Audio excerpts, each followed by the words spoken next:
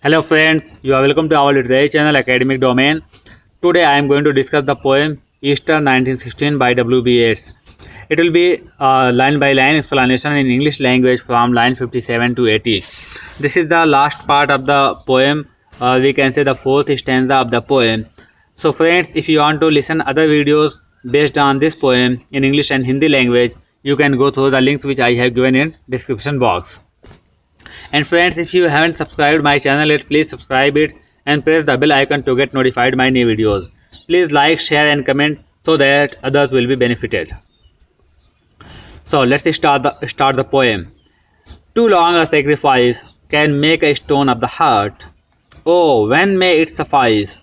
That is heaven's part, our part to murmur name upon name, as a mother names her child, when sleep at last has come on limbs that had run wild. So too long a sacrifice. So we know that Easter 1916 is a political poem, and it was written based on the events which happened in 1916 in Ireland. There was an uprising against the British authority, and the result of that uprising was of 16 political leaders of Ireland were executed. So the poet is telling that too long a sacrifice can make a stone of the heart. So the poet says that too long a sacrifice. A lot of people have sacrificed their lives.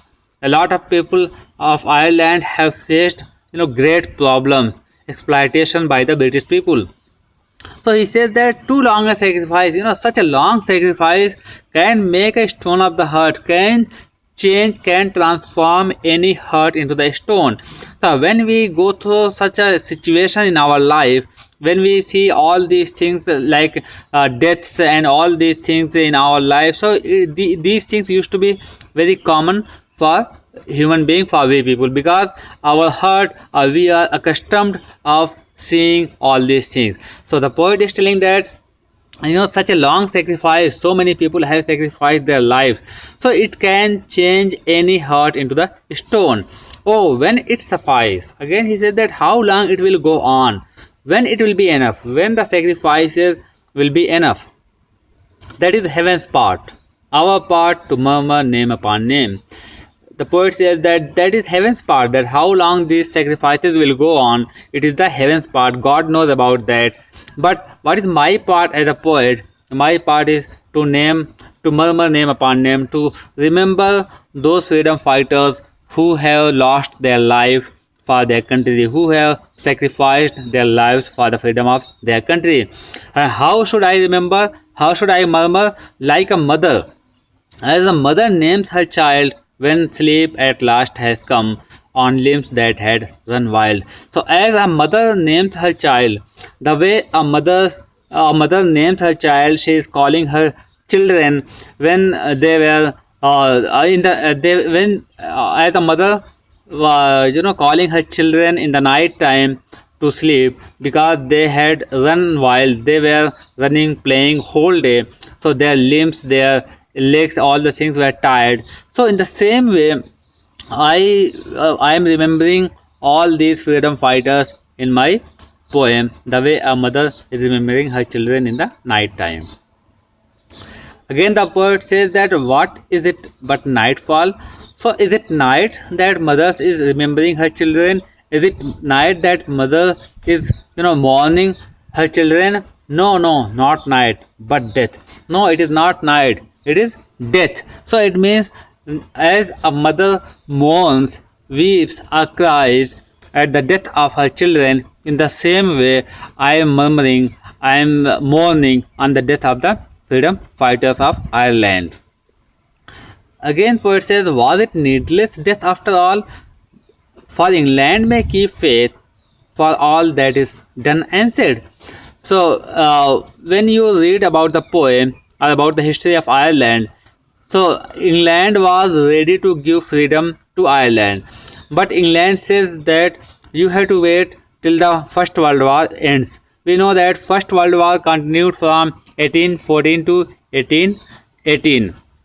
So, but sorry, 1914 to 1918, and England says that just wait till the world war ends.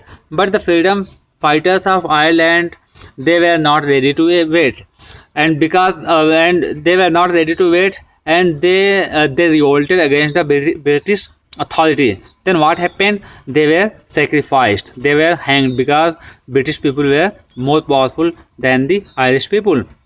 So here the poet is telling that was it needless death after all? So the poet is telling that was it needless? What is needed? That uprising or the revolt or the rebel, was it necessary? They could have waited for some time. Just it was a matter of 2 years. The uprising happened in 1916 and the world war ended in 1918. So the poet is telling that it was a matter of 2 years. They could have waited. So we could have avoided so many deaths because the people were hanged and the people suffered a lot for that uprising.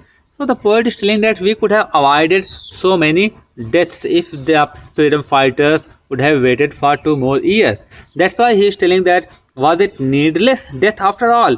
Was it needless? Was it needed that the uprising of Ireland was needed? For England may keep faith for all that is done and said. Whatever England told, they might have, they might have implemented their promise. They might have kept their promise. They told that they will free Ireland after First World War, so they might have kept their promise. But the freedom fighters didn't wait and they didn't believe British people. We know their dream. Enough to know they dreamed and are dead. We know their dream. We know the dream of Irish freedom fighters. The poet tells that they didn't believe the British people because they had a dream, and their dream was to get their country free. So we know their dream enough to know that they dreamed and are dead, and they dreamed about the freedom of Ireland, and they did because they are dead, and because they could not wait till the end of First World War, and they revolted against the British authority and they were executed. And what if excess of love bewildered them till they died? And the poet says that what can be said that excess of love for their country, they had a great love for their country, and because of their love, they were confused, they were unable to believe the British people, or they were unable to wait for 2 more years, and because of that, they revolted, they rebelled against British authority, and they were executed, they were died. I write it out in a verse, MacDonagh and McBride, and Connolly and Pierce, now and in time to be, wherever green is worn, are changed utterly, a terrible beauty is born.